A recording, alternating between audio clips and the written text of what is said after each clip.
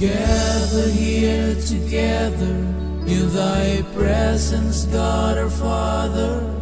We invoke your Holy Spirit to come in, that your name be blessed forever through your word that has the power.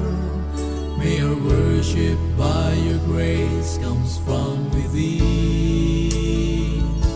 We lift our voice in adoration to celebrate your great salvation and exalt your holy name, our God and King.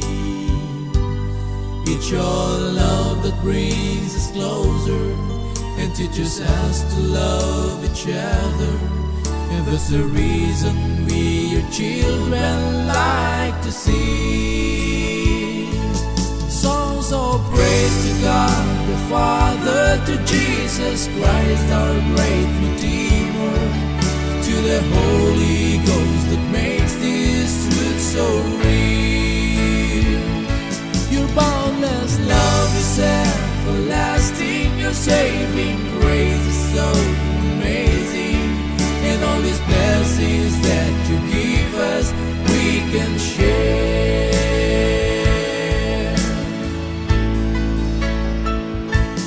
Our Father, blessed be your name. Your kingdom come, your will be done. Father, you're always the same, who was and is to come.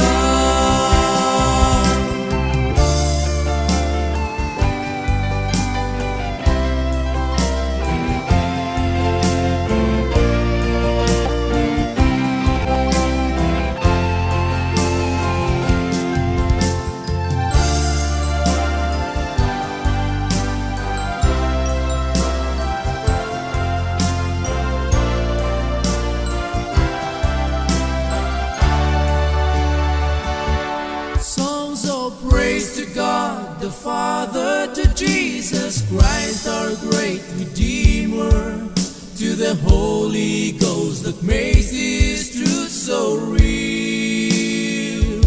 Your boundless love is everlasting, your saving grace is so amazing, and all these blessings that you give us we can share. Praise to the Father, praise to the Son, praise to the Spirit, praise to the Three in One. Praise to the Father, praise to the Son, praise to the Spirit, praise to the Three in One.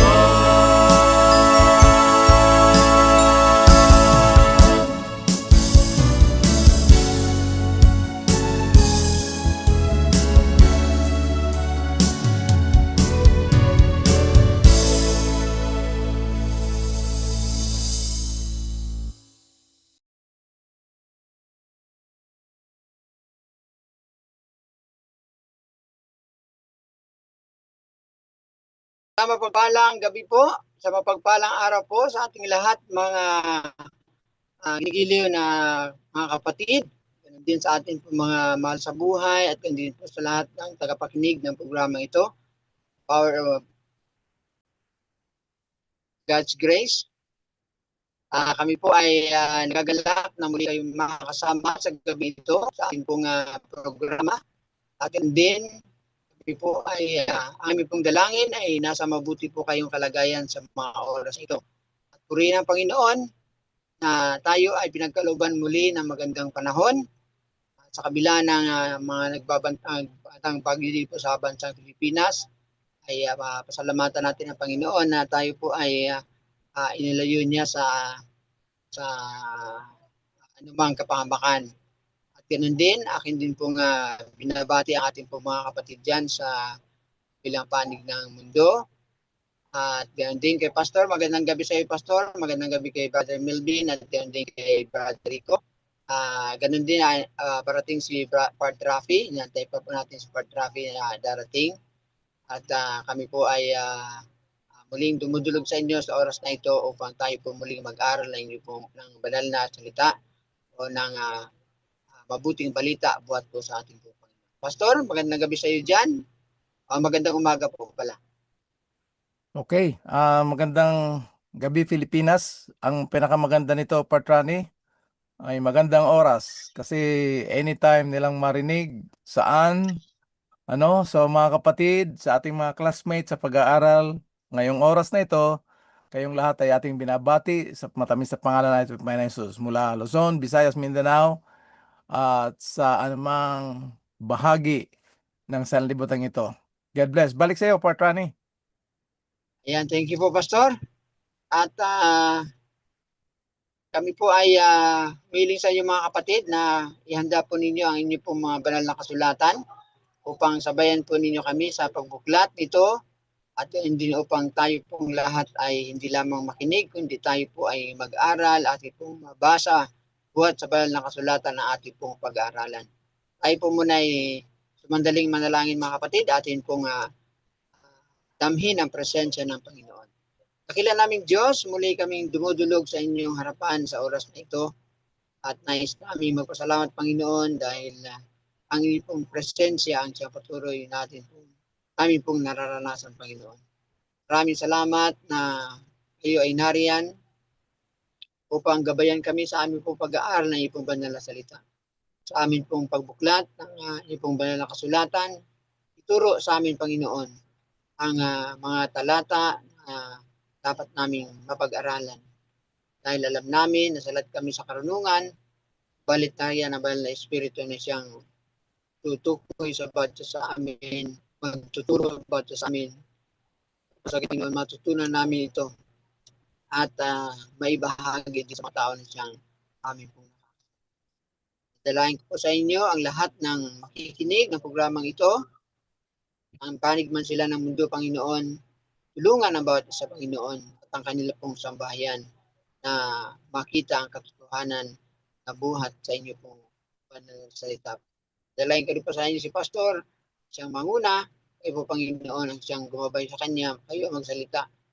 Kung sa gayon ay hindi siya magsalita ayon sa kanyang sarili, kung hindi ayon sa inyong nais, Panginoon, ay bahagi sa bawat sa amin na inyo pong banal. Maraming salamat sa katugunan namin kayo natalangin. Ganun din sa pagpatawad ng aming mga pagkukulang at pagkakasala. Lahat pong ito ay aming dinudulog, hindi sa aming karapatan, kundi ala-alang sa matamis at makapangyarihang pangalan na inibugtong na anak, ang aming pong Panginoon Kristo.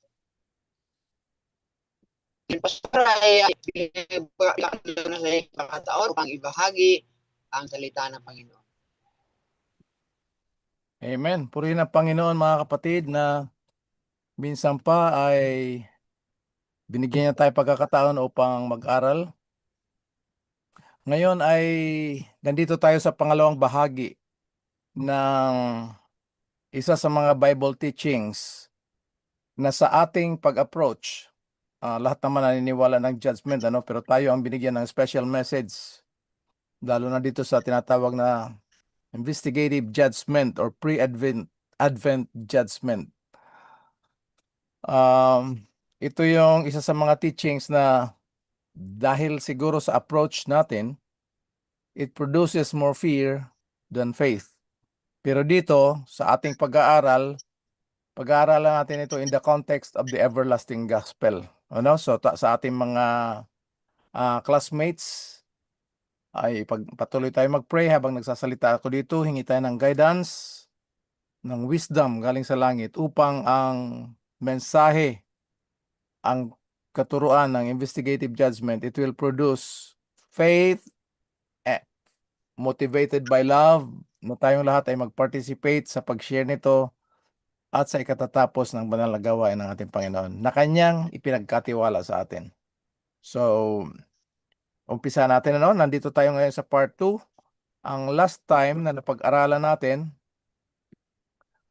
i-review muna natin ng konti na ang judgment ay merong tatlong bahagi.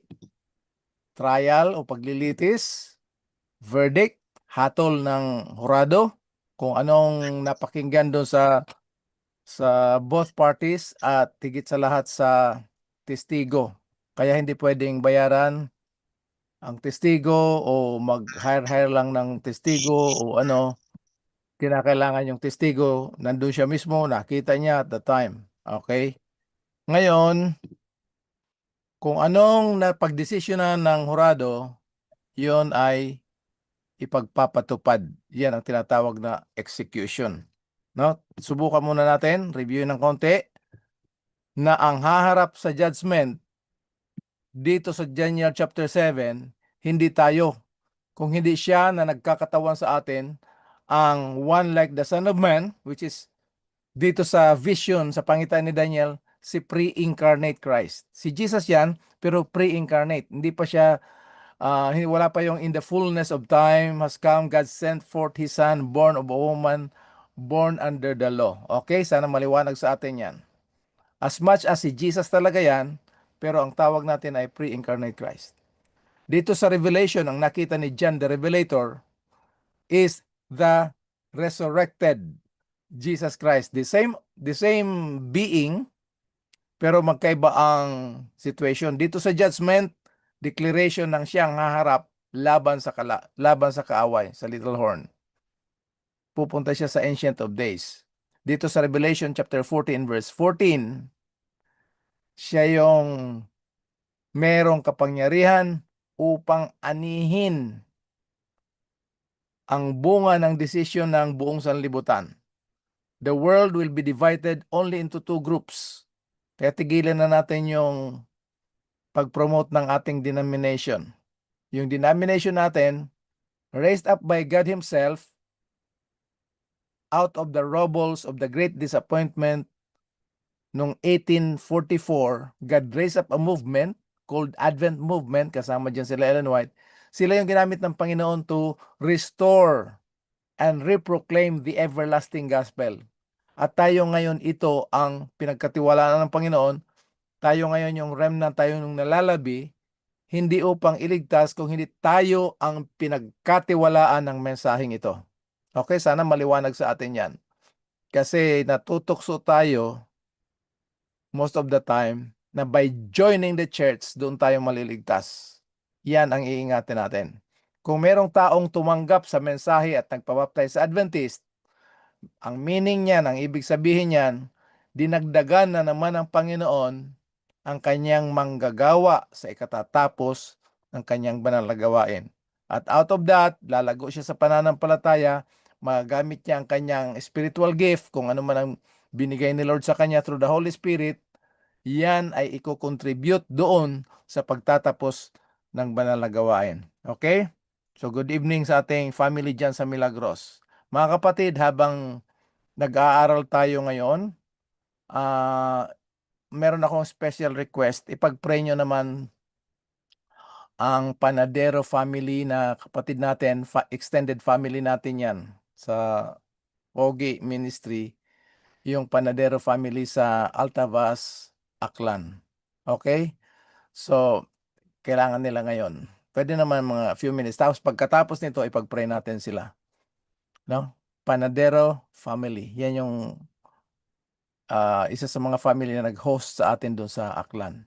Okay, so ito yung sa judgment, ang haharap sa atin, ang ating representative, si pre-incarnate Jesus Christ. Okay. Ngayon, doon sa judgment, sa Daniel chapter 7, yung conclusion, titingnan nyo yung conclusion, ano? Yung verdict. Part Rani, ready na yung Bible mo? Bible verse?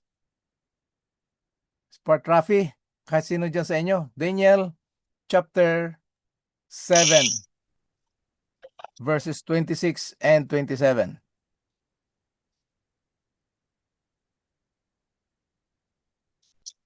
Meron tayong bagong classmate. Welcome.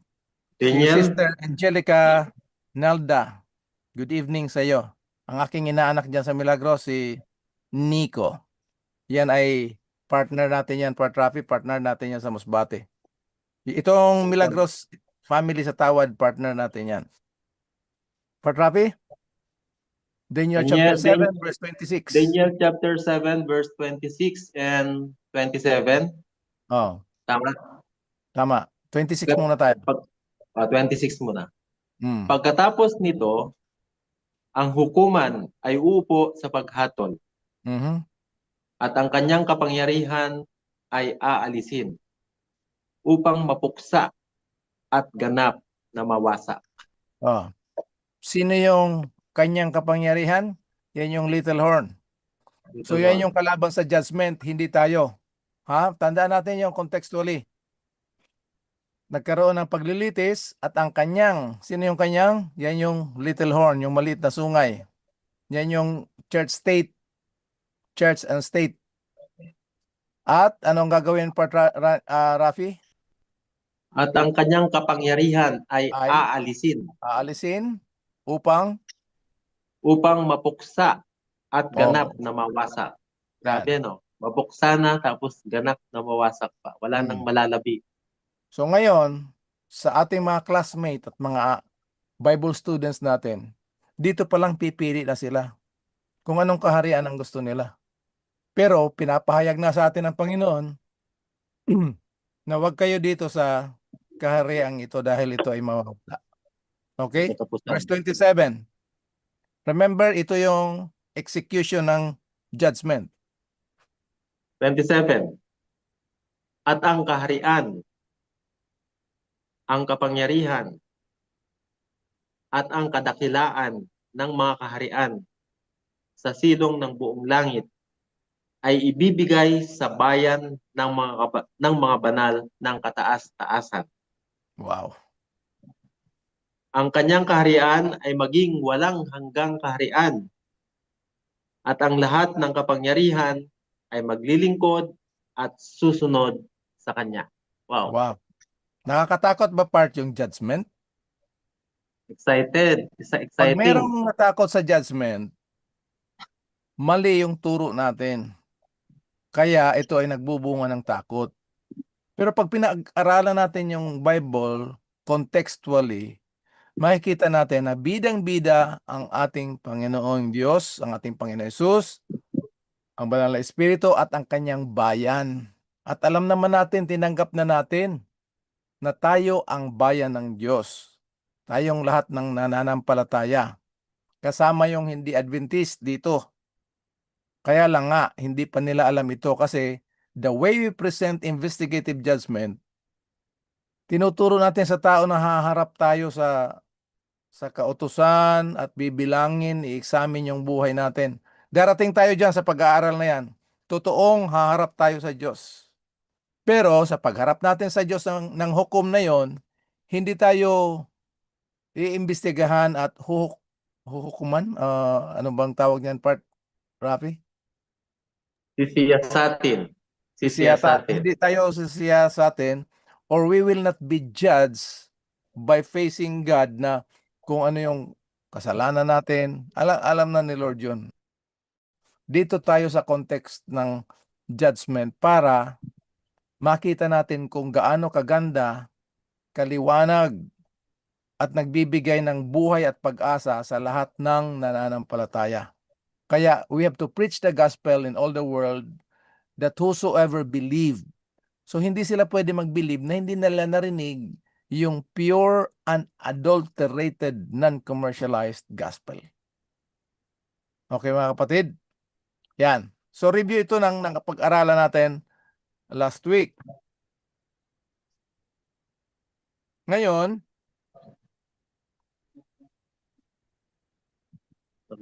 Nakaligtan niya siguro. tingnan nyo yung judgment mga kapatid para tiyak tayo.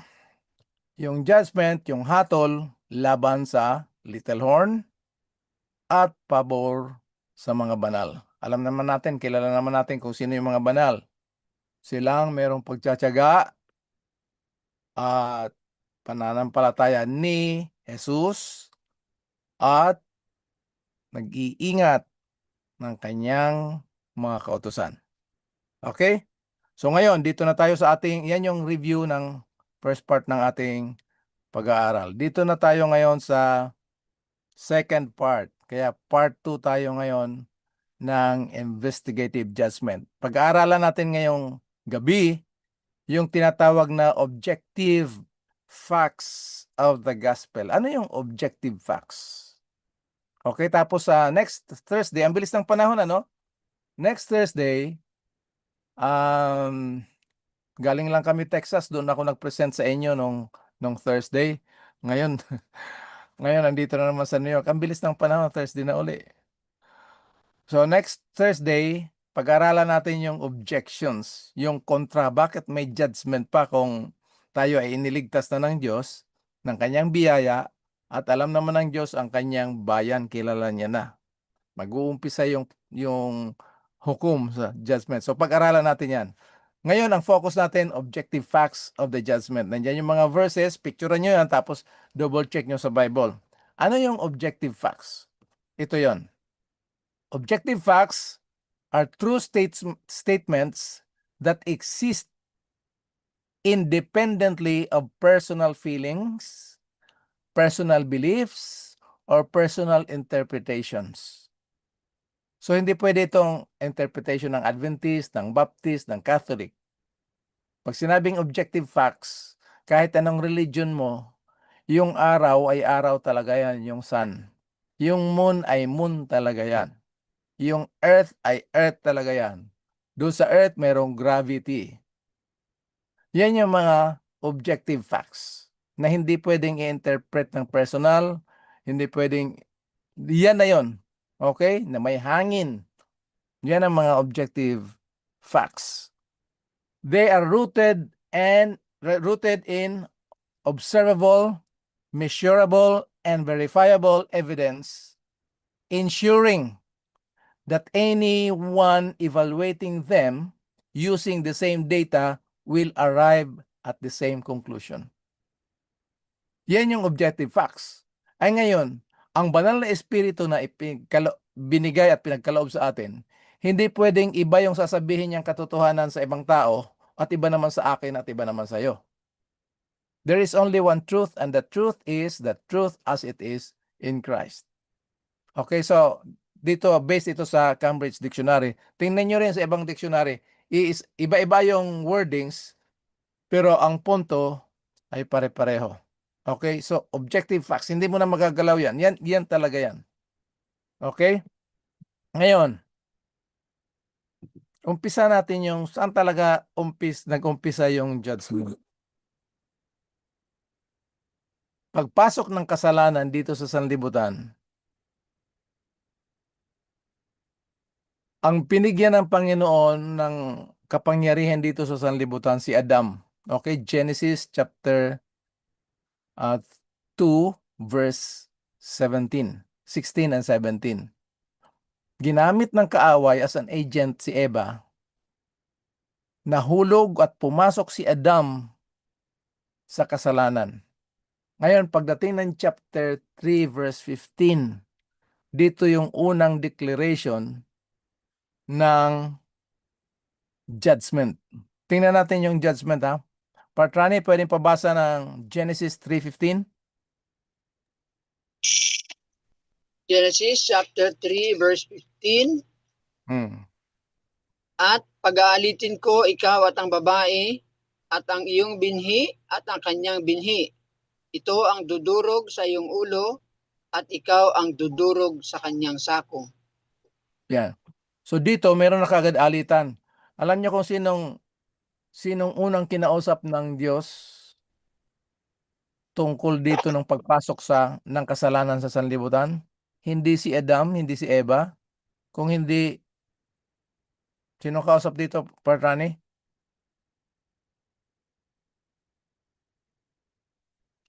Sinong Yung kinausap? ahas. Si Ahas. Yung ahas. Yung ahas. Okay? Bibigyan ko kayo ng alitan dito sa iyo at ang babaeng ito at ang kanyang binhi, yung binhi at ang kanyang binhi. Dito, maraming nahihirapan dito dahil ayaw nilang tanggapin yung sinasabi ko. Kasi believe na believe. Ito, may problema tayo, Patrani, sa ating mga partner, mga kaklase dito ngayon. No? Meron tayong malaking problema kasi believe na believe tayo kay Satanas. Akala natin memorize ni Satanas yung Bible. Sinasampalataya na natin at magaling si Satanas. Totoo naman na magaling siya dahil angelic being siya, leader eh. Pero ang masterpiece niya sa kanyang kagalingan ay pandaraya. So dinaya niya tayo, pinaniniwala niya tayo na magaling siya. Master niya yung Bible. Sa totoo yan, hindi. Kasi pinangakuan na siya dito, sinabihan na siya ng Diyos na ang binhing babaeng ito ay dudurugin ang iyong ulo. Sa sobrang kabobohan ni Satanas, dahil kaya galit na galit siya sa Father, Son, and Holy Spirit, tanggalin niya yung Holy Spirit, si Jesus hindi Diyos. Dahil hindi siya kasama sa plan of salvation, hindi niya alam kung ano. Nung sinabi ng Diyos itong, ang binhi ng babaeng ito at ang iyong binhi magkakaroon ng alitan, hindi niya alam kung sino yung binhi na yon. So ang nangyari, pag sabi ng Diyos ang binhi ng babaeng ito, unang anak pa lang yung panganay ni Eva at ni Adan. Sino panganay ni Eva at ni Adan? Si Cain. Kain. Kinurap kaagad ni Satanas yung mind. Umabot sa pagpatay sa kanyang kapatid na si Abel. Para masira na kaagad kung sino man itong, kasi hindi niya alam eh. So si Satanas bobo. Ang matalino lang, ang magaling lang ang ating Panginoon. Ngayon, pag yung matalino, magaling ang ating Panginoon, brilliant ang Panginoon, wise. Pag makinig tayo sa kanyang salita, yung talinong yon, yung pag-uunawa yon, ibibigay sa atin, ibabahagi natin sa ibang tao. So si Satanas gagamit, tingnan nyo, pag i-observe nyo ang mga ginagamit ni Satanas ng mga Bible verses, Bible dito, Bible doon, yun lang. Sabi niya kay Jesus, sangayon sa nasusulat, tumalong ka dito at ang mga anghel ng Diyos, sasaluin yung iyong paa. Hindi ka maaano. Alam ni Jesus na kumuha lang si Satanas ng out of context para gamitin sa pagtutukso. So wag tayong masyadong, wag tayong maniwala kay Satanas. Kahit Bible verses pa yan. So sa mga preachers na kasama na natin dito ngayon sa pag-aaral natin, yung mga Bible verses, tingnan nyo yung pretext, yung context para hindi tayo mawala. So ngayon, nung kinurap ni Satanas yung mind ni Cain, akala niya naging matagumpay na siya. Hanggang kaya yung mga Hudyo, mahalaga sa kanila yung panganay na lalaki. Kasi yung mindset nila, doon darating yung tagapagligtas. Sorry. Hulog yung aking cellphone. Ay, nako.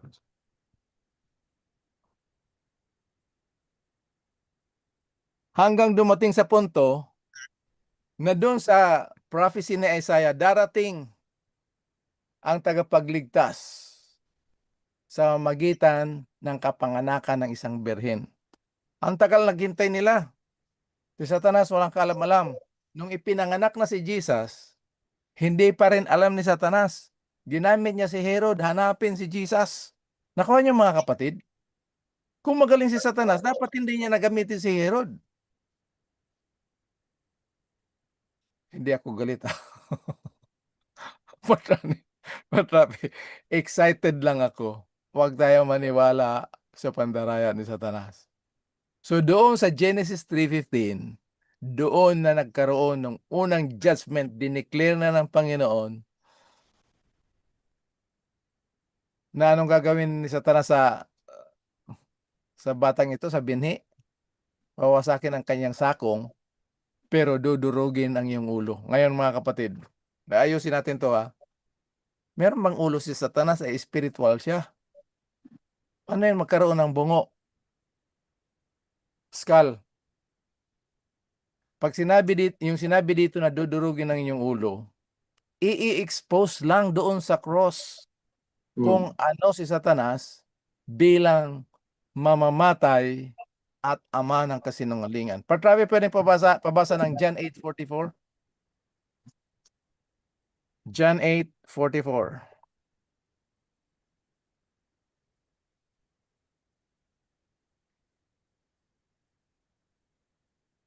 John chapter 8, Verse verse 44. 44. Ayan. Mm. Kayo'y mula sa inyong amang dyablo, Mhm. at ang nais ninyong gawin ay ang kagustuhan ng inyong ama. Mm. Siya'y isang mamamatay tao buhat pa sa simula, Mm.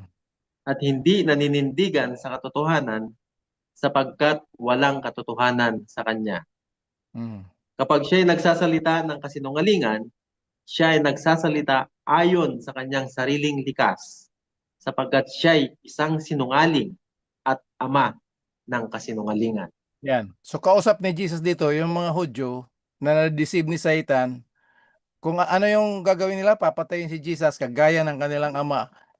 Hindi ibig sabihin na may anak din si Satanas at may anak din ang Diyos. Yung sinabi ni Jesus na kayo ay sa inyong amang dyablo, kasi yung hangarin ni Satanas na papatayin yung anak ng Diyos, yung ang kanilang hangarin.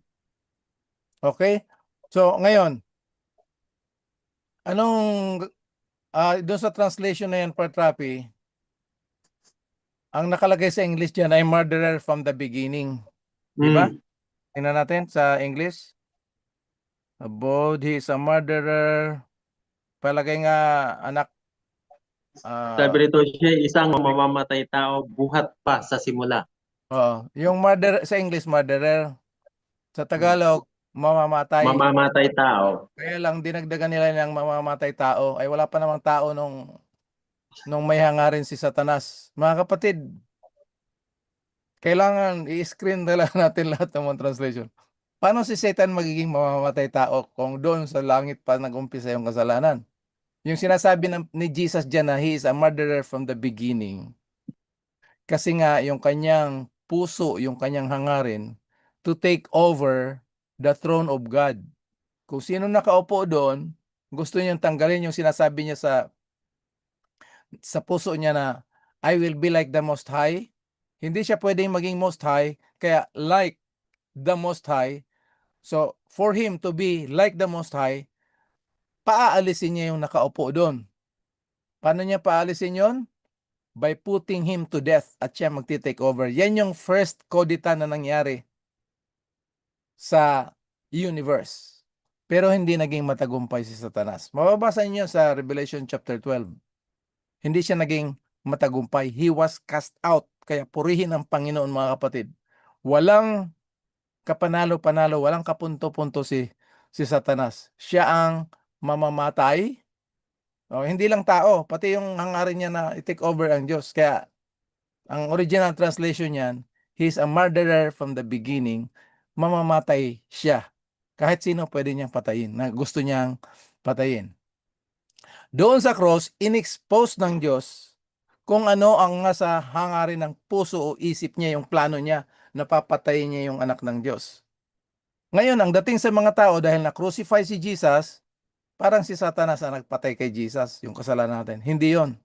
In-expose lang ni Jesus, in-expose lang ng Diyos sa magitan ni Jesus na siya talaga ay mamamatay. Pero, yung kamatayan ni Kristo dun sa cross, hindi dahil pinakrucify siya ni Satanas, ginamit yung inspiration ng mga Roman soldiers, sila Pilate, tapos yung mga Hudyo. Ano? Walang kinalaman si Satanas sa kamatayan ni Jesus dun sa cross. Kasi hindi sila partner sa ating kaligtasan. Pero, ang point ko dito, mga kapatid, na sana by the grace of God maliwanag ito, yung sinasabing, it shall bruise thy head, meaning Christ at the cross in the fullness of time, he will expose you as a murderer and the father of lie. Okay, so yun yung unang judgment na pagpasok dito pa lang sa buong istorya ng kasaysayan ng sanlibutan ito, nandyan sa Genesis chapter 1, 2, and 3. At ang tagumpay naman ng Diyos, nandun naman sa last 3 chapters ng Revelation. Kaya kung tamad kayo mag-aral at magbasa ng Bible, basahin niyo yung first 3 chapters ng Genesis at i-conclude kung paano linalang ng Diyos ang langit sa sanlibutan, pumasok ang buhay sa sanlibutan. pumasok yung kasalanan at paano anong solusyon ng Diyos. Tapos, yung ending nandoon sa last 3 chapters ng Revelation. Okay, so nandito tayo ngayon sa Genesis. Saan ito natupad? Napag-usapan na natin yan, pero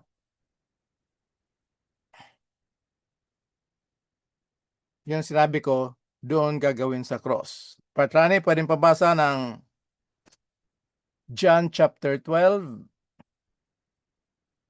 31 to 32. Ang context nito, nagsalita ang Diyos kay Jesus, narinig nila, oh, parang may kulog at may kulog na malaking tinig.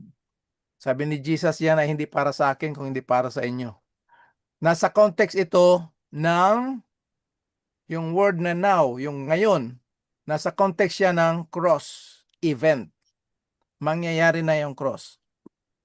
Sinong ready? Patrani, Patrapi? John chapter 12 verses 31 and 32. Ngayon, ang paghatol sa sanglibutang ito, ngayon ang prinsipe ng sanglibutang ito ay palalayasin. Yan. At ako, kung ako'y mataas at mula sa lupa, mula sa lupa, ang lahat ng mga tao ay palalapitin ko sa akin din. Yan. So yung word na now, thank you Patrani. Yung word na now is the judgment of this world. Hahatulan ang sanlibutan. Sino yung sanlibutan na yan? God so loved the world. Yung mga tao. Tayong tao na nabiktima, nahulog sa kasalanan, hahatulan tayo. Anong hatol ng kasalanan? Kamatayan. So Christ will put, napakahalaga mga kapatid sa mga Sabbath school teachers. Yung Sabbath school natin ay message of the cross. Ipag-pray nyo yan. Ano yung message ng cross na naging kapangyarihan ng Diyos? Remember that the gospel is the power of God unto salvation. Doon sa ating Sabbath school, the message of the cross, the preaching of the cross is the power of God. So paano ano yung power, anong kapangyarihan ng doon? So now, pag nabasa niya, kita niyo yung word na now, is not talking about the present time. He's talking Christ in the context of the cross. So doon sa cross, that Genesis 3:15, He will bruise your head. Christ will expose Satan as a murderer and a liar, the father of lie, will be judged, will be cast out. Yung kapangyarihan na binigay ng Diyos kay Adam, na inagaw niya kay Adam, he became the prince of this world. Napag-aralan natin yan sa Daniel chapter 10, nang tawag sa kanya, siya yung prince of Persia, prince of Greece, nang tawag sa kanya ni Jesus, prince of this world. Ito na yon. Si Satanas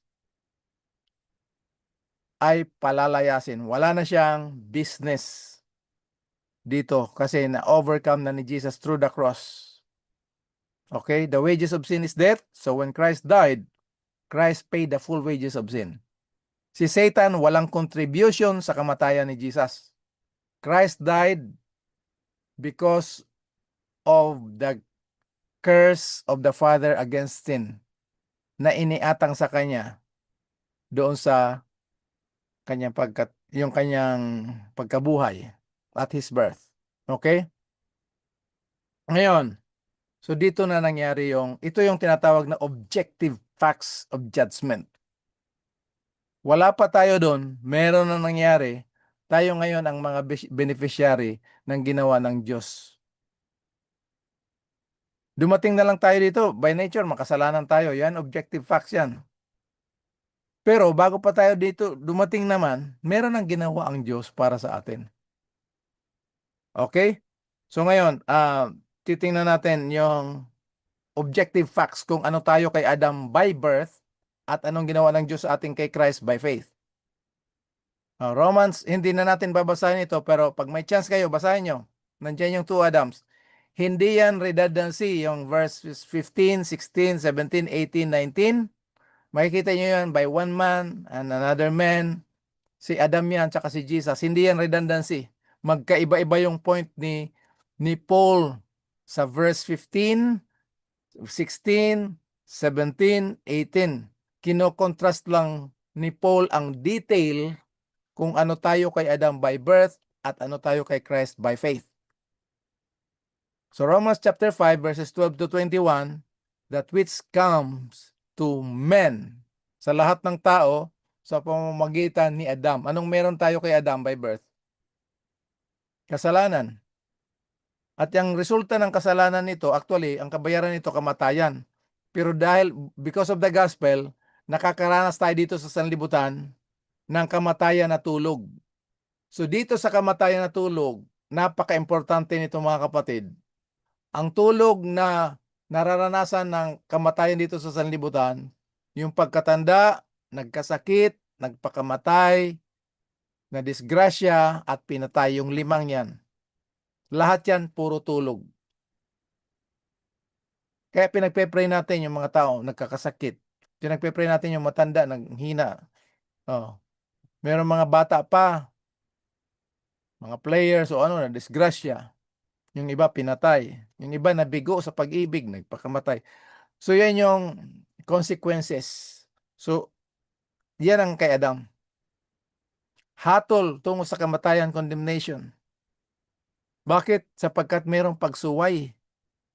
At hindi lang pagsuway, yung kasalanan, build up, yung sinatawag na in the fullness of time na darating si Jesus, kasama yung fullness, yung pagkahinog ng kasalanan.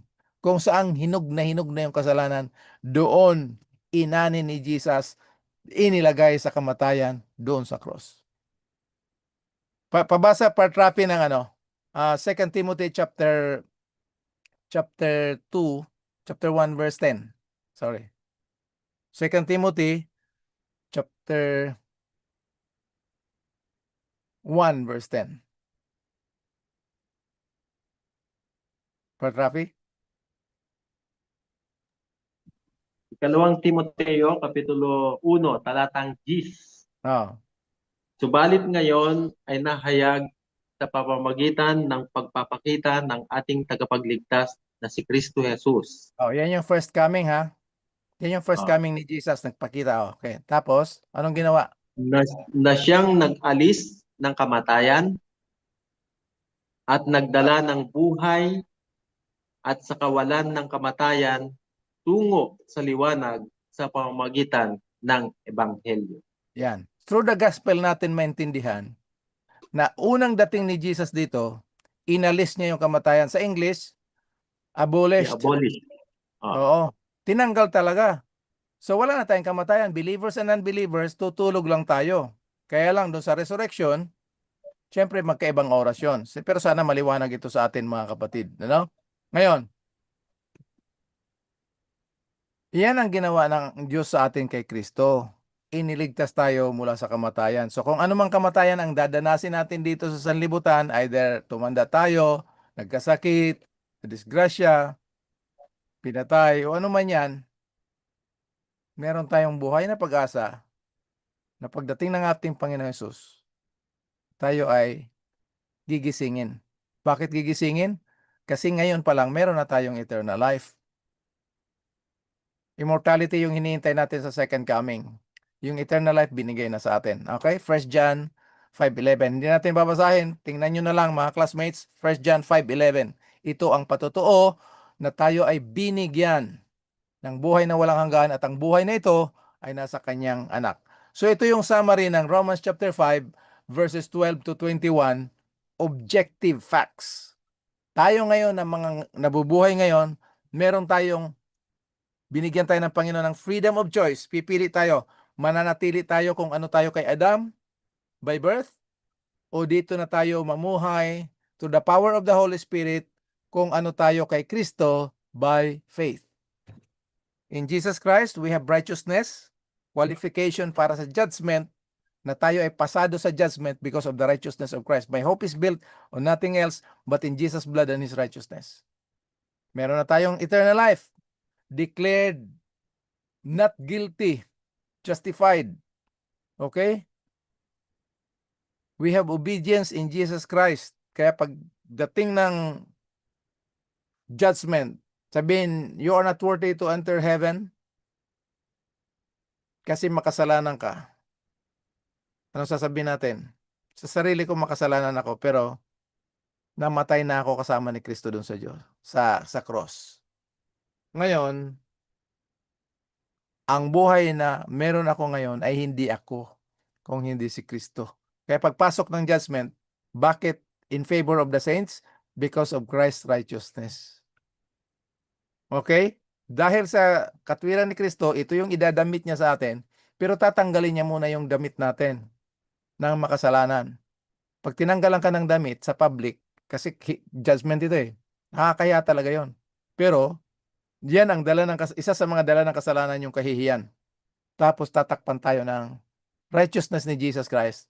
Doon sa sanctuary, yung tabing na nakapaikot doon sa templo, kahit anong chismis na ibibigay ng mga tao, hindi na yung pumasok ng makasalanan doon, hindi siya mauuga, matitinag o tatamaan ng chismis dahil covered na siya ng puting tabing, which is the pure righteousness of Jesus Christ. Okay?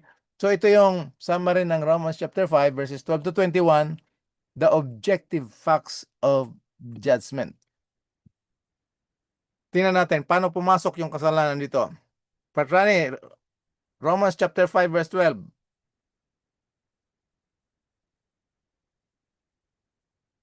Romans chapter 5 verse 12. Kaya kung paano sa pamamagitan ng isang tao ay pumasok ang kasalanan sa sanglibutan at ang kamatayan sa pamamagitan ng kasalanan, at sa ganito ang kamatayan ay naranasan ng lahat ng mga tao sapagkat ang lahat ay nangagkasala. Yan. Mga kapatid, mabigat ito, pero pag may chance kayo, i-review nyo yung 2 Adams natin or the truth as it is in Christ. Paano pumasok ang kasalanan sa sanlibutan?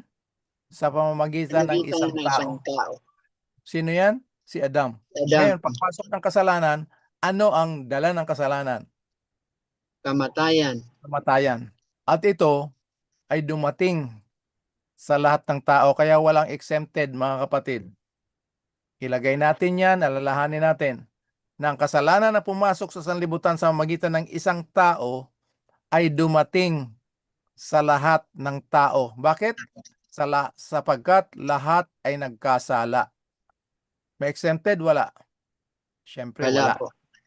Okay? So, naintindihan na natin na dahil sa kasalanan, pagpasok niyan, ang hatol ng kamatayan dumating sa lahat ng tao. Partrapi, verse 14. Yung verse 13, tingnan nyo mga kapatid, total nandyan yung Bible sa inyo. Sa verse 13, hindi ibibilang ng Diyos laban sa atin ang kasalanan kung walang kautusan.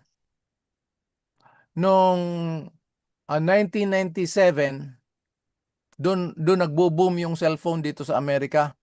1997. Nagbigay ng babala at panukala ang government na wag nang mag-cellphone kasi maraming nagda-drive na nagse-cellphone, maraming na-disgrasya. So gumawa sila ng panukala at pina-announce, pero hindi pa siya ginawang batas. Panukala pa lang yun para ma-warningan yung mga tao, maraming nadidisgrasya, nagda-drive, nagse-cellphone. Ngayon, nung talagang ayaw makinig, ginawa na siyang batas. Na sa oras na makita ka ng police officer o traffic officer na nagse-cellphone habang nagda-drive, huhulihin ka na talaga. Ngayon, nung wala pa yung batas, nagkakasala ba yung tao? Hindi. Mali yung ginagawa nila pero hindi pa illegal dahil wala pang batas eh. So the government cannot charge those people who are using cellphone while driving. Pero nung in-implement na yung batas, illegal na maggamit ng cellphone habang nagda-drive. Ito ang point ng verse 13. Pagdating sa verse 14, Partrafi, bilis ng oras, ano? Kala ko maiksi lang itong natin, yung objective facts. Partrafi, Romans 5:14. Verse 14 ng Romans chapter 5. Gayunman, ang kamatayan ay naghari mula kay Adan hanggang kay Moises. Sandali lang, Partrafi, ha? Sandali lang. Ano na naghari? Mula kay Adam hanggang kay Moses? Kamatayan. So, sino ang involved sa kamatayan, ang paghahari ng kamatayan dito? Na sila pa lang ang nabubuhay. Mula kay Adam, patungo kay Moises. May magtatanong, baka may mga exempted dito na hindi namatay. Nasa atin na lang yan, mga kapatid. Kung tayo hindi naniniwala na immortality of the soul kasi meron tayong Hindi immortality of the soul, pero ibang version natin. Tingnan natin na maliwanag talaga na lahat nagkasala sa magitan ng isang tao, pumasok ang kasalanan, nagdala ng kamatayan. Ngayon, itong kamatayan ito, hindi lang siya nagdala ng ang kasalanan, hindi lang nagdala ng kamatayan, kundi ito mismo ang naghari sa sanlibutan. Mula kay Adam, sa halip na si Adam ang may kapangyarihan ng mga taong pinagkatiwalaan ng Diyos, ang kamatayan na ngayon ang naghari. Patuloy, Part Rafi.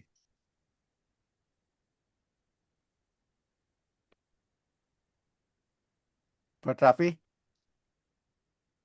Hindi ka nagtampo, no? Nawala si Part Rafi. Ikaw na, Part Rani. Ito na. Oh, okay.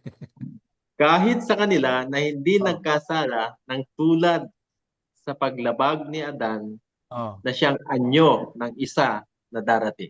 Yan, dito sa verse 14, ipipresent na ni Paul na yung darating na tagapagligtas ay mula sa anyo ni Adam. So yung mga tao mula kay Adam papunta kay Moises ay namamatay kahit hindi sila nagkasala kagaya ng pagsalangsang o pag ano yun sa version mo, Rafi? Pagsuway? Nagkasala ng tulad sa paglabag ni Adan. Paglabag. Oo, yung transgression niya na, pagsuway, paglabag. Kahit hindi na sila nagkasala kagaya ng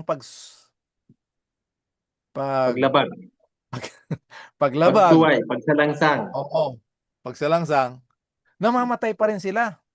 Ngayon, sa kabila ng ganyang sitwasyon, yung darating na tagapagligtas ay mula sa anyo ni Adam. Yan ang verse 14. Pagdating ng verse 15 to 19, yan na iko-contrast na ni Paul si Adam kung paano pumasok ang kasalanan at naghari ang kamatayan sa taong ito, involved lahat ng tao, yun din ang gagawin ng Diyos kay Kristo. Ang gagawin ni Kristo sa lahat ng kanyang gawain, involved din na lahat ng tao. Yan ang similarities nila. Ang differences, yung ginawa ni Adan, na involve ang lahat ng tao, uuwi mula sa kasalanan, uwi sa kamatayan. Hatol sa kamatayan. Yan ang differences. Si Jesus, lahat ng ginawa niya na involve ang tao, ang kauuwian mula sa katwiran tungong buhay na walang hanggan. Ganda na mga kapatid. Yan yung objective facts of the gospel. Wala pa tayo, kaya ngayon tayo beneficiary, pipili tayo. Kaninong pagkatao ang pipiliin natin? Kay Adam o kay Jesus? Kay Adam, ang hatol ng kasalanan tungo sa kamatayan. Pero kay Kristo, hatol ng katwiran tungo sa buhay na walang hanggan. Yung concluding part, pinakapusod ng Romans chapter 5 at ng buong Bible, nandito sa Romans chapter 5 verse 18. Ituloy mo na, Part Rafi, kasi nandiyan ka na. Romans chapter 5 verse 18. Oh.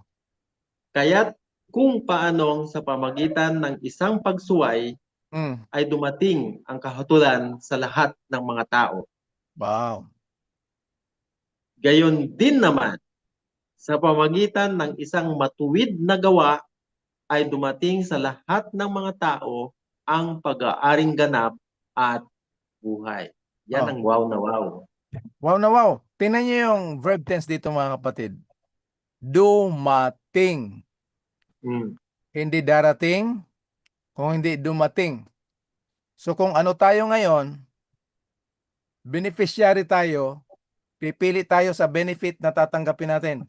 Benefit ng hatol sa kamatayan dahil sa kasalanan o benefit ng buhay na walang hanggan dahil sa katwiran. Pipili tayo. Ito yung objective facts, na objective na katotohanan ng judgment. So by birth, anong hatol sa atin? Judgment to condemnation. Pero kay Jesus, justification unto life by His righteousness. Tingnan niyo mga kapatid ha, lahat ng tao involved dito. Judgment came upon all men to condemnation. Justification unto life came through the righteousness of one. As a free gift. Free gift dumating sa lahat ng tao. Ay hindi naman lahat ng tao nakakaalam. Anong gagawin natin? Ibabahagi, ipapabalita. Okay, yun ang unang gagawin natin. Yung mabuting balita sa mga tao na meron na pala silang ganito. Kaya hindi sila kakain ng baboy. Pero kung gagamitin, huwag kayong kakain ng baboy dahil susunugin kayo, napakalayo ng good news. As much as totoo na hindi dapat kainin yun dahil alam ng Diyos siya naglalang noon na hindi maganda sa atin yon.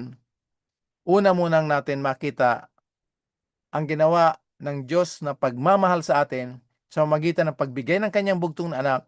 Sa kanyang katwiran, tayo ay hinatulan ng pagwawalang sala tungo sa buhay na walang hanggan.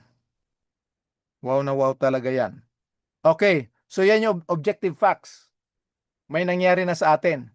Ngayon, pag pinili natin, Partrani, ikaw naman, John, isummarize muna natin ito. Tingnan nyo muna ito mga kapatid. Pipili kayo dyan sa dalawang ito.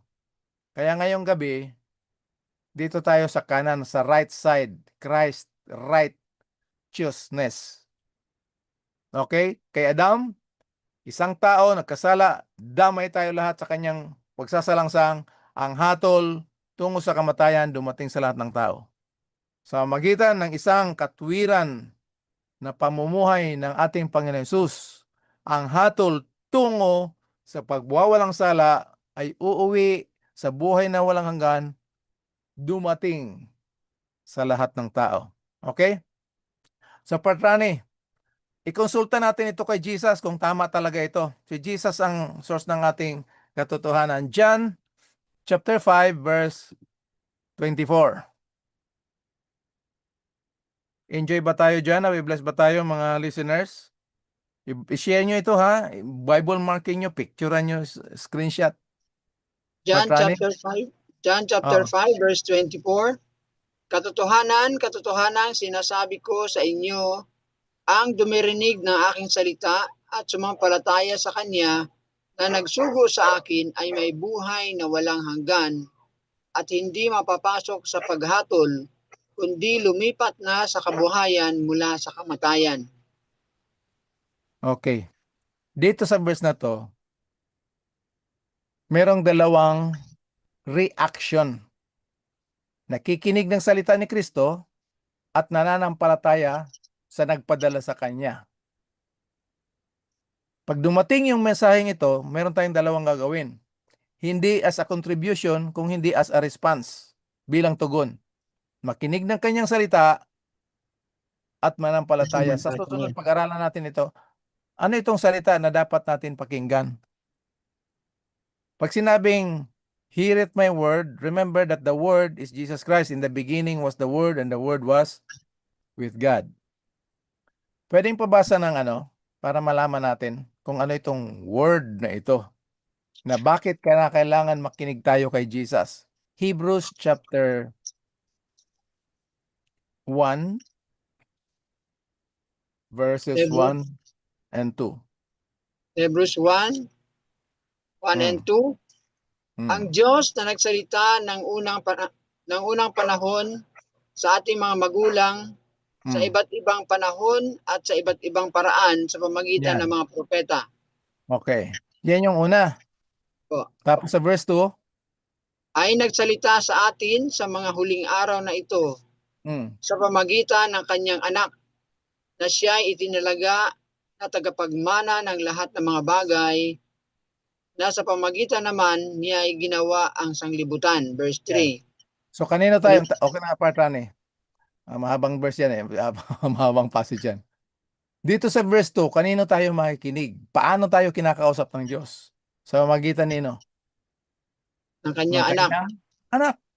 Na si Jesus. Kaya pag sabi ni Jesus dito, sa katotohanan, sinasabi ko sa inyo na siyang nakikinig ng aking salita. Saan galing yung salita ni Jesus?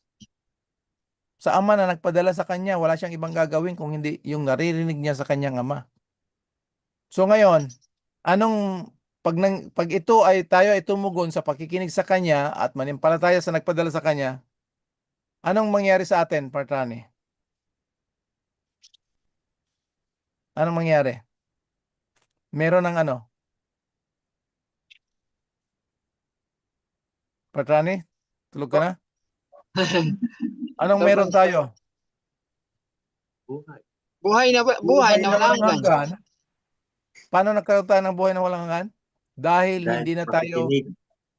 pupunta sa hatol kung hindi Ng ano. kamatayan. Passover. Ano nangyari sa atin? Lumipat. Lumipat Lumipat. Mula sa kamatayan buhay. patungo. Oo. Sa ibang Sa translation buhay. yan ay tumawid. Grabe, no? Dati nandyan ako dyan sa Santiago Bukid. Ngayon, paano ako napapunta dito sa New York? Tumawid ka ng lumipat, dagat. sa magitan ng eroplano. Oh. Tayo tumawid sa pamamagitan ni Kristo. Saan tayo lumipat? Saan tayo tumawid, Partrapi? Mula saan? Buhat sa Mula kamatayan. kamatayan tungo sa buhay. Hindi ko alam Wow. kung bakit. Passover. Yan ang wow. Hindi ko alam kung paano tayo matatakot sa judgment na ang prayer natin, Panginoon, pagdating nyo, sana kami ay makatanggap ng buhay na walang hanggan. Kawaan nyo kami, mapatawad at talagang ang hirap pag-usapan ng Panginoon pag hindi natin nakita ito. Kaya napakahalaga ng objective facts of the gospel na makita at mapag-aralan natin. Amen? Tuloy tayo. Okay, nung unang panahon, di ba binasa natin sa Hebrews? Paano yung mga tao na bago pa si Jesus namatay sa cross, ay namatay na sila noon pa? Konsulta natin kay Jesus sa magitan ng kanyang lingkod na si Luke. Patrapi, Luke chapter 17 verse 30. Lucas Kapitulo 17, ang talata ay 30 o 30. Gayon din naman, ang mangyayari sa araw ng anak ng tao ay mahayag. Ganun ba yun? Acts 17? Acts Okay. Lucas yung binasa mo. Lucas ang binasa ko. Pati na. Hindi. Ang sumulat ng Acts, si Lucas. Sorry Patrapi. It's my fault, okay? Binanggit ko kasi kanina na sa magitan ng kanyang Parehas may lingkod na si Lucas. Parehas Pero, may 17 and 30. okay. 17:30. Sige. Mga gawa 17:30, ang mga panahon ng kahangalan ay pinalalampas nga ng Diyos. Ngunit ngayon ipinag-uutos niya sa lahat ng tao, sa lahat ng dako na magsisi. Okay. So dati, pinipikit lang ng Panginoon yung kamangmangan ng tao tungkol sa pagkakilala sa Diyos na magbibigay ng kaligtasan. Noon yun. Pero ngayon na nalaman na, ibinigay na ng Panginoon, tinatawagan niya sa lahat ng sulok ng mundo ng tao ay magbalik loob. Bakit daw? Verse 31, Partrapi. Verse 31. Sapagkat itinakda niya ang isang araw kung kailan niya hahatulan ang sanlibutan ayon sa katwiran sa pamamagitan ng lalaking kanyang itinalaga. At tungkol dito'y binigyan niya ng katiyakan ang lahat ng tao ng kanyang muling buhayin siya mula sa mga patay. So lahat tinatawagan ng Panginoon, ang lahat ng tao, sa lahat ng sulok ng mundo na magbalik loob. Bakit? So pag sinabing bakit, so merong dahilan. Ito yung objective facts. Bakit daw, Partrapi? Sapagkat meron siyang itinakda na niya ang isang araw. Isang araw na siya ay maghahatol. Siya ay maghahatol. So paano niya hatulan? Paano siya maghahatol? So magitan ayon sa katwiran. Ayon sa katwiran. Sa magitan ng lalaking kanyang tinalaga. Christ for righteousness. Si Jesus. Saan nangyari ito ang araw ng hatol na itinalaga niya sa isang lalaki? Doon sa krus. Sa krus. Upang binayaran ang lahat ng kasalanan. Ngunit sa buong kasalanan ng sanlibutan, siyempre namatay si Jesus sa libingan. Hindi kayang takpan ng kasalanan ng buong mundo si Jesus. That's why grace is much more powerful than sin. So ngayon, ito yung pagpapatunay doon sa judgment, sa hatol na itinalaga sa isang araw sa isang tao na kanyang itinalaga, ano ang magiging resulta nito? Ito ay patunay na lahat ng tao na nadamay ng kasalanan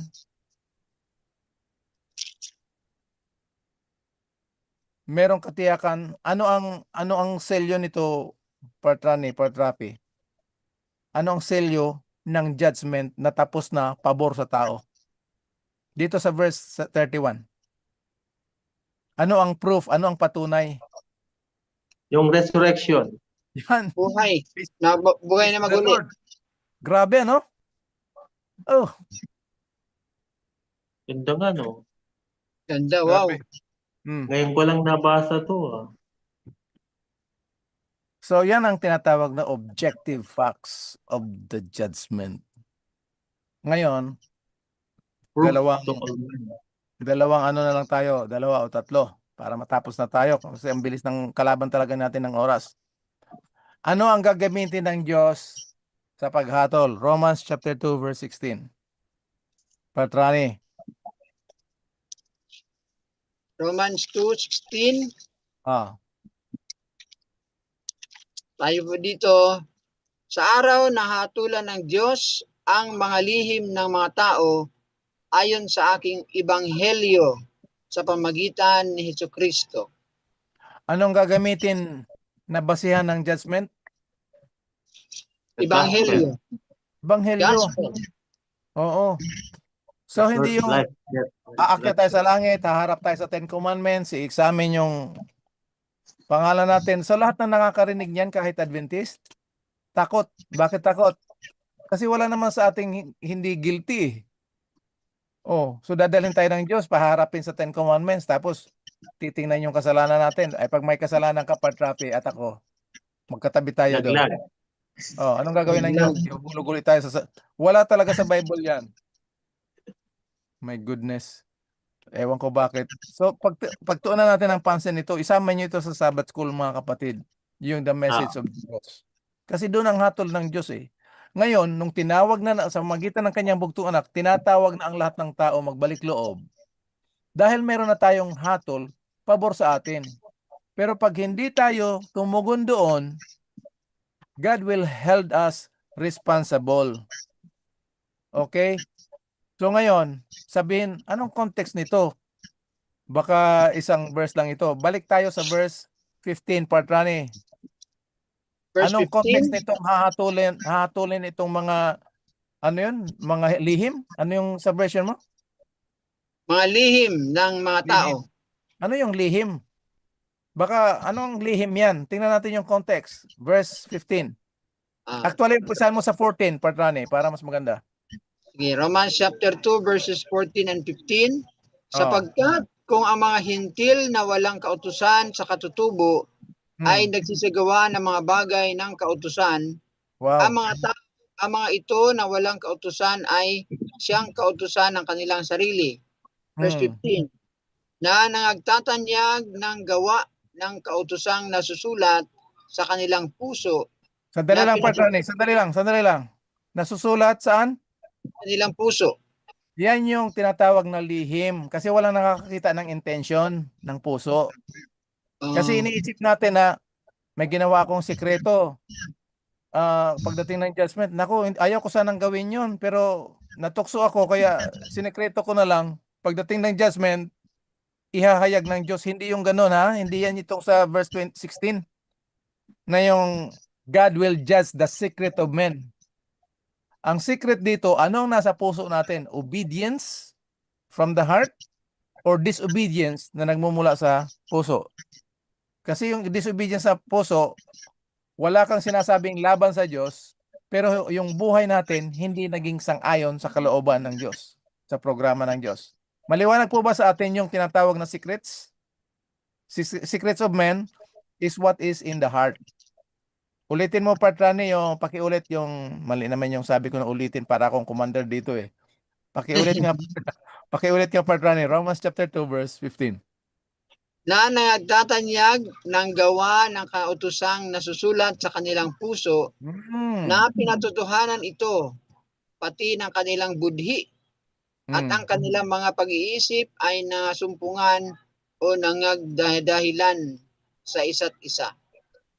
Okay. So, wala silang written code. Okay? Yung mga Gentiles, walang written code, pero nag-o-obey sila through their conscience sa kautosang isinulat sa kanilang mga puso. Nakuha natin, mga kapatid? May comment si Sister Noni. Anong comment? Pastor, Baka baka lalong hindi maniwala yung iba sa Ten Commandments kasi sa gospel ibabatay ang hatol ng Panginoong Hesus. pag-aralan natin ano yung gospel? Anong relationship ng Ten Commandments sa gospel? Ngayon, dahil future pa na pag-aaral yon, ganito yon. The Ten Commandments na sinulat sa bato, yung commandments na yan, na bato, yan ay si Kristo. Di ba may kanta tayo na si Kristo ang, ano si Kristo? Rock. Bato. Pabasa nga patrani ng 1 Corinthians, just for the sake dito sa tanong ni Sister Nonit. 1 Corinthians chapter 10, verse 4. 1 Corinthians chapter 10 verse 4. At lahat ay nagsiinom ng isang inumin ding yaon ayon sa Espiritu sapagkat nagsisiinom sa batong ayon sa Espiritu na sumunod sa kanila at ang batong yaon ay si Kristo. Okay. Sino yung bato? Si Kristo. Si Saan Kristo. isinulat? Ganito yon. Para makakommunicate ang Panginoon dahil spiritual siya eh. Tayo ay nahulog sa kasalanan, patay tayo sa espiritu. Kailangan makakonek ang Panginoon, gagamit siya ng material. So yung material na ginamit ng Diyos tungkol sa kanyang pundasyon ng kanyang kaharian, gumamit siya ng bato. Yung bato na yun, hindi yung basta-basta bato ha. Sapphire stone yun, sapphire stone, lapis lazuli. Doon isinulat. Sinong sumulat noon? Holy Spirit. Inuuna ko na ngayon, hindi na tayo magbabasa ng verse, pero kasi tayo ng mga Adventist, pag tinuro natin itong judgment according to my gospel, react kaagad tayo sa Ten Commandments. Kasi ang dating, parang kinakalaban natin yung Ten Commandments. Ang totoo niyan, sa New Covenant, hindi tinanggal ang Ten Commandments. Kung hindi isunulat saan? Sa ating mga puso. So wag tayong matakot. Immediately natatakot kaagad tayo na parang binabali walang Ten Commandments. No. The gospel doesn't do away the Ten Commandments. It reinforces the truth and the spirit of the law. From the letter of the law to the spirit of the law. Sana maliwanag sa atin yan, Sister Nonet. Okay? Kaya wag tayong matatakot. Kasi pag tinaas, sabi ni Jesus, if I be lifted up, anong gagawin niya? I will draw all men. So si Jesus talaga itataas natin. Pag tinanggap ng Diyos, ng tao, ang Diyos sa pamamagitan ni Kristo, mamumunga yan kung anong nasulat doon sa bato. Okay? Pag-usapan ulit natin yan. Pero thank you sa tanong, Sister Nonet, kasi importante din yan. Baka ma-misinterpret na lalong mawawala yung hindi maniwala. On the contrary, lalo silang maniniwala sa Ten Commandments pag nakilala nila si Jesus, because Jesus is the law. Okay? Sa halip na sa bato isinulat ng Holy Spirit noon para makakommunicate siya sa New Covenant, wala na sa bato kung hindi sa ating diwa na. Okay? Ngayon, second to the last part ng ating pag-aaral, part Rafi. Doon pa lang ito sa langit,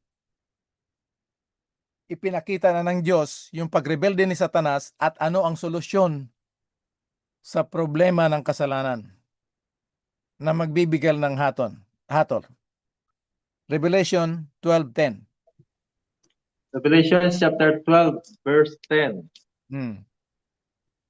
At narinig ko ang isang malakas na tinig sa langit na nagsasabi, ngayoy dumating ang kaligtasan Sandali at part ang Rafi. kapangyarihan. Ano ang dumating? kaligtasan. Kaligtasan. Doon yun, ang pag-rebel din ni Satanas, immediately, effective kaagad yung kaligtasan sa atin. Ano dumating? Kaligtasan, ano pa?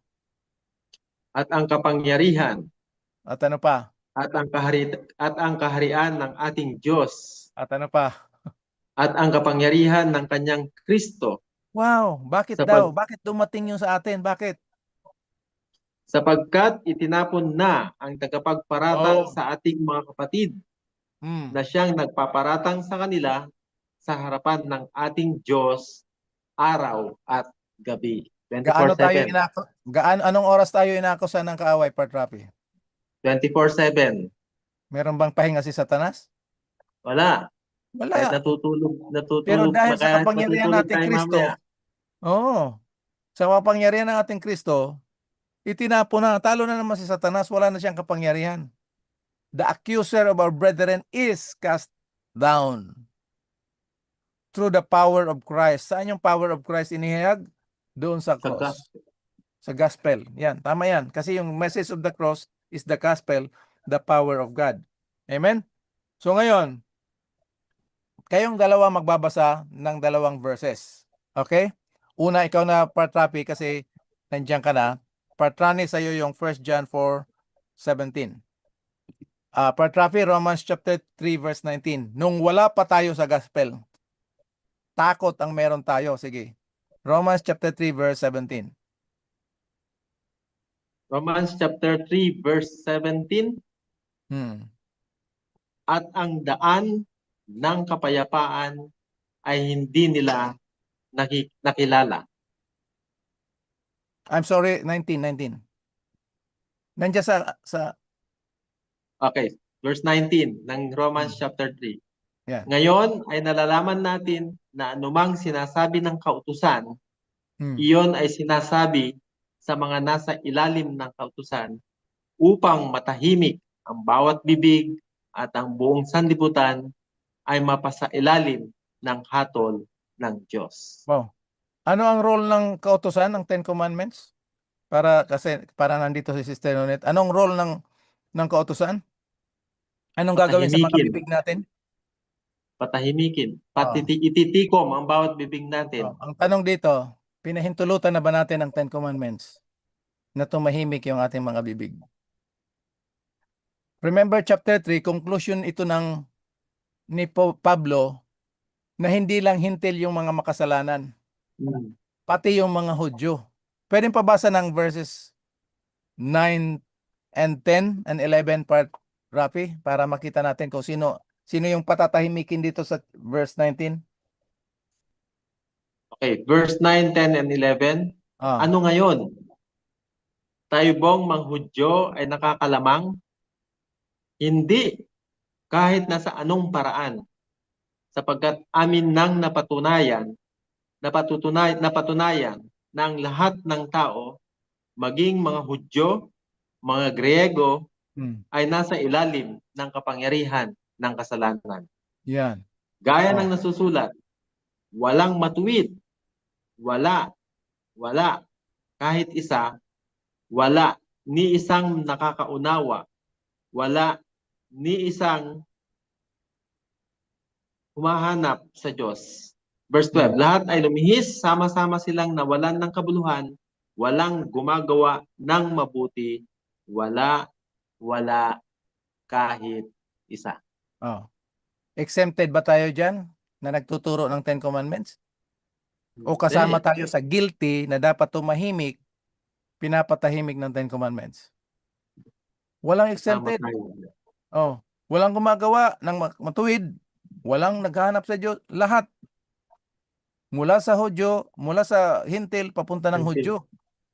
So anong gagawin ng kautusan sa lahat ng mga makasalanan? Patatahimikan ng bibig upang ang lahat ay haharap sa hatol ng Diyos. Yan ang before the gospel. Kasi yan ang justice of the law eh. Di ba? Ngayon, ano ang foundation of the law? Love is the fulfillment of the law. Pagdating ng gospel sa buhay ng tao, Partrani, 1 John chapter 4 verse 17, remember we are all guilty under the law of God. Pagdating ng gospel, 1 John 4:17, Partrani, at i-conclude na natin to.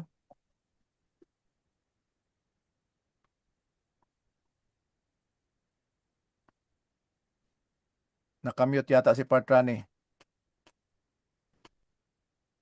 Sorry, nakamute ako. Oh, Yan, alam ko na 1 John yan. chapter 4:17.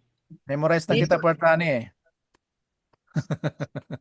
Dito ay First naging John sakdal 4:17. Oh, ang pag-ibig sa atin oh, upang tayo'y magkaroon ng pagkakatiwala sa araw ng paghuhukom.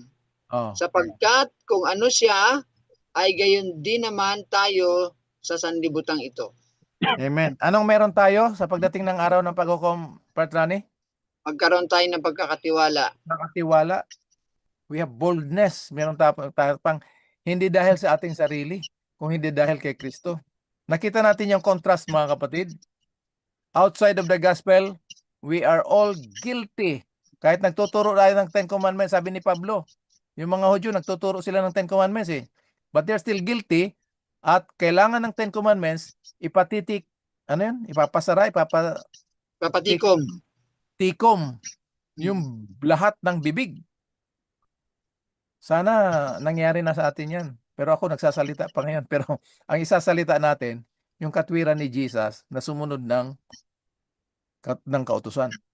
So ngayon, dahil kay Jesus sa kanyang katwiran, dumating sa lahat ng tao, ano na ngayon, doon sa tatanggap, nakinig ng salita ni Jesus, at naniwala sa kanya nagpadala, anong meron tayo ngayon? Sa judgment, boldness. Why? Because as He is, everything that is true of Christ, in His humanity, is true to us. So wala tayong maipagmamayabang sa ating sarili, kung hindi, ang ipagmamayabang natin, ipagmamapuri natin, ay si Jesus. Pwedeng pabasa ng 1 Corinthians chapter 1 verse 31, Partrani? Total nandiyan ka na? 1 Corinthians chapter 1:31. Oh. Na ayon sa nasusulat, ang nagmamapuri ay magmapuri sa Panginoon. Yan. Pwede tayong mamapuri pero hindi sa ating relihiyon, hindi sa ating accomplishment, kung hindi sa ating Panginoon. Sa Panginoon. Sa pagtatapos, ito yung dapat makita natin. Okay? Sa judgment, merong 5 partido. Number 1, yung accuser. Sino yung accuser natin na binasa ni Partrapi kanina? Si Satanas. Si Satan. Sinong ina-accuse niya araw at gabi? Tayo. Tayo. Okay, ngayon, ito na yung pinakamatindi sa pagtatapos natin ngayong gabi. Itong pag-aral natin, nasa YouTube ito, mahaba. Wag niyo, kung wala kayong time, wag niyo panoorin ang buong presentation. Pero rene-record na lang natin ito for the sake na dapat mailagay na kaagad. Kasi hindi natin alam yung oras eh. So lahat ng pwede nating maibigay, maibahagi, maituro sa ating mga kapatid, i-record na kaagad natin. Pero doon sa mga, siyempre, iba't ibang time natin, yung pagtatrabaho, pwede nyo panoorin in 20 minutes or 30 minutes sa susunod na uli na araw. Ano? Yan. Ito na ang pinakamatindi, Partrapi. Partrapi, ikaw ang magbabasa nitong tatlong na to. Marami tayong mga kapatid at mga nagtuturo na si Jesus yung lawyer natin. Si Jesus pa rin yung judge. Mali po yun. Ito yung babasahin natin ng totoo. Kasi dito sa judgment, creation, nandun yung Father, Son, and Holy Spirit. Sa birth ni Jesus, nandun yung Father, Son, and Holy Spirit. Sa temptation ni Jesus at victory at baptism, nandun yung Father, Son, and Holy Spirit. Lahat ng gawain ng Diyos, magkasama sila, pero iba-iba yung role. Pagdating sa judgment, Romans chapter 8, 31 to 33, sino itong judge? Sino itong hukom? Hurado sa pagdating ng judgment? Kasi nakilala na natin yung kalaban at tayo yung subject ng accusation. Partrapi, Romans 8, 31 to 33. Ay, Prime. At Romans chapter 8 verse 31 to 33. Ano nga ang ating sasabihin sa mga bagay na ito? Kung ang Diyos ay kakampi natin, sino ang laban sa atin? Verse 32. Siya na hindi pinagkait ang kanyang sariling anak, kundi ibinigay dahil sa ating lahat. Sinong tinutukoy dito, Partrapi? Si Jesus. Sino yung nagbigay ng anak? Ang Yung, Diyos. yung Ang Ama, Diyos. Diyos Ama. Oh. So, siya yung judge. 33. Sino ang magsasakdal ng anuman laban sa pangipinili ng Diyos? Ang Diyos ang siyang umaaring ganap. Wow. Grabe, no? So, yan si Father. Pagdating ng judgment. Sino naman yung defense lawyer natin? Verse 34. Sino ang hahatol? Si Kristo Jesus na namatay? Oo, siyang muling binuhay mula sa mga patay, na siya ring nasa kanan ng Diyos, na siya ring namamagitan para sa atin. So, sinong defense lawyer natin? Si Jesus. Si Jesus. O ikaw, Patrani, sinong witness natin? Atras ka sa verse 16. Ikaw yung last verse. Verse 16. Kasi ikaw ang presider ngayon eh.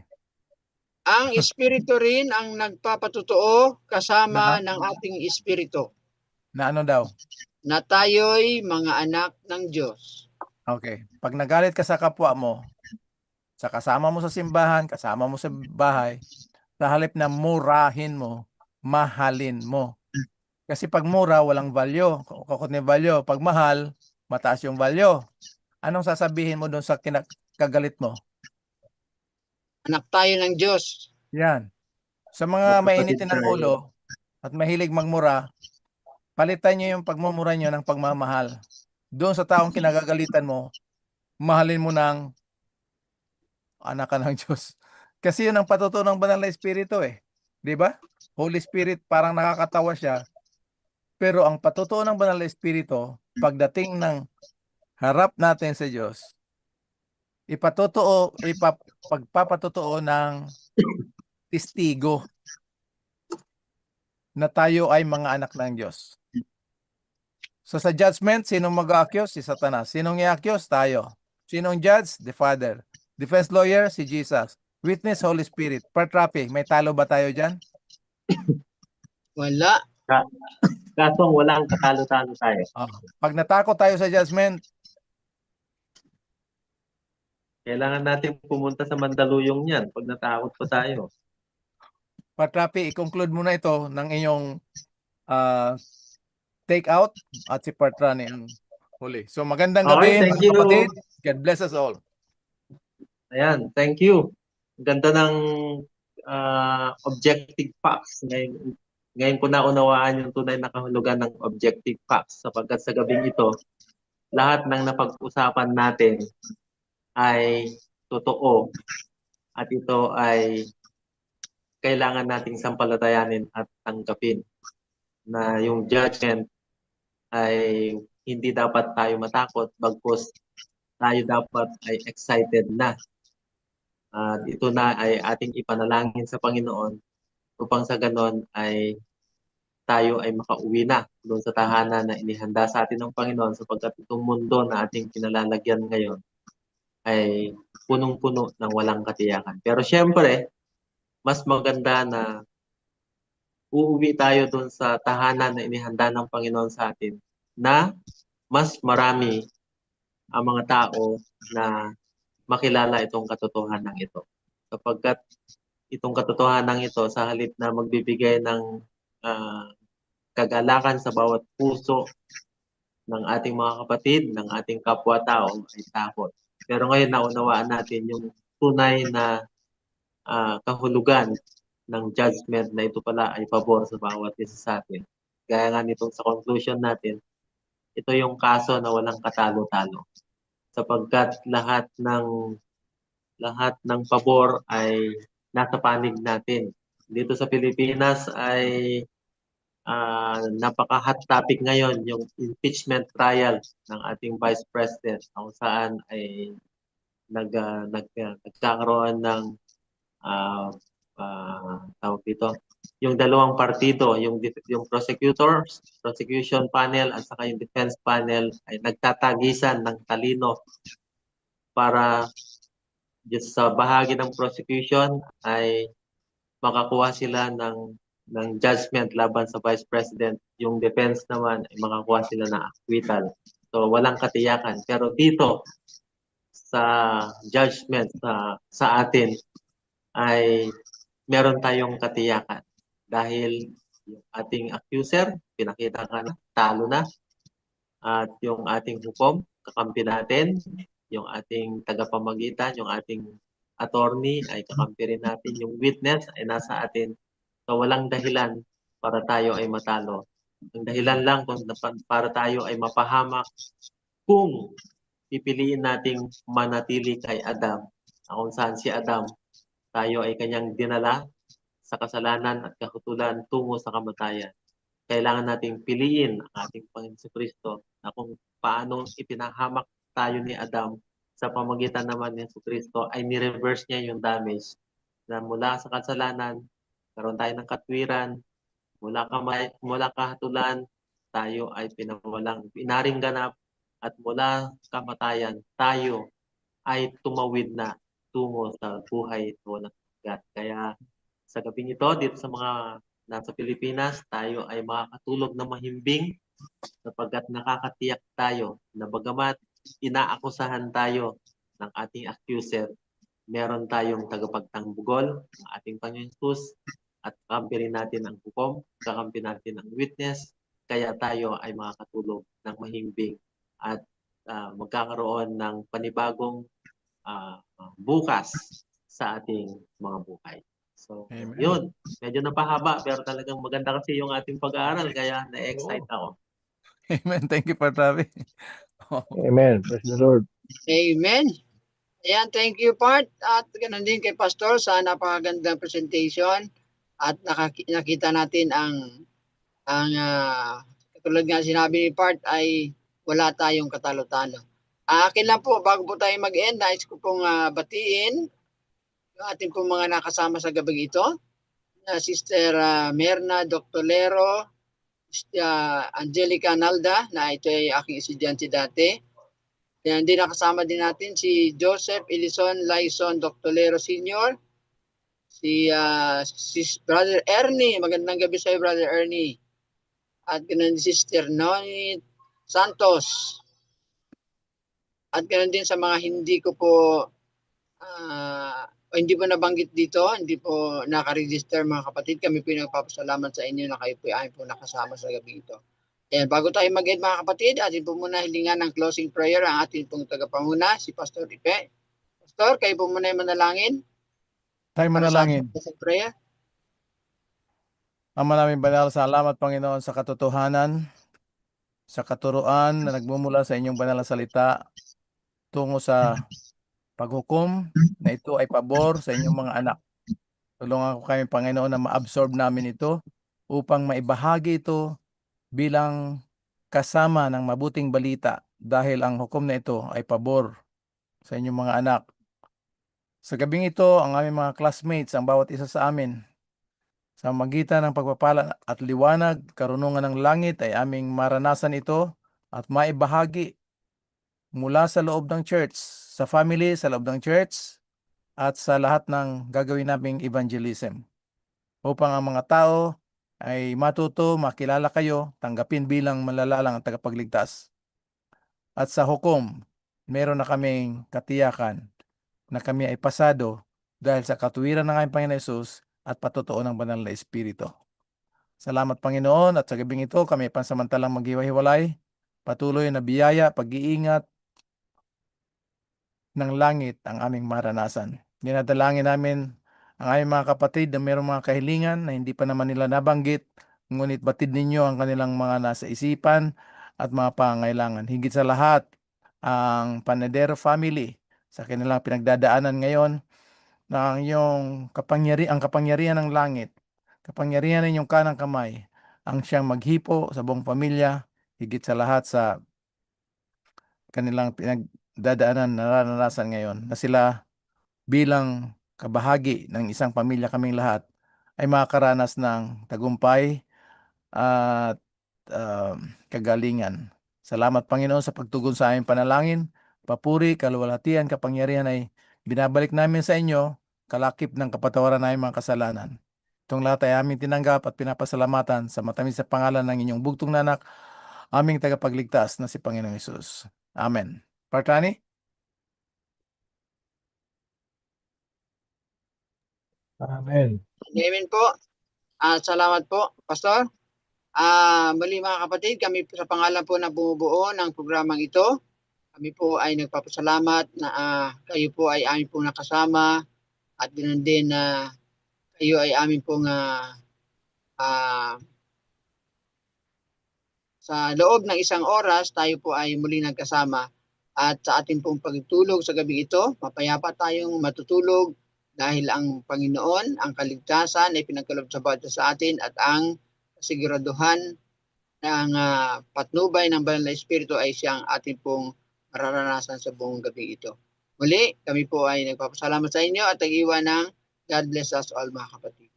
Pagpalain po tayo ng Panginoon. Amen.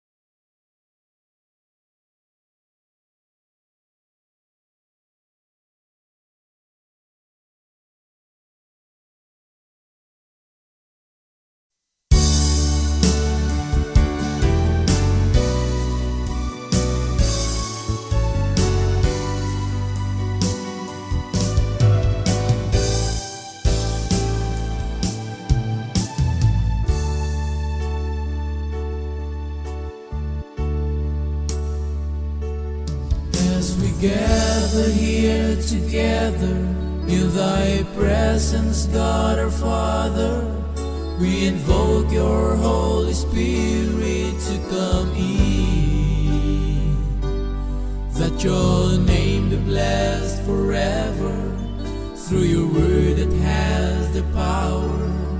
May our worship by your grace comes from within.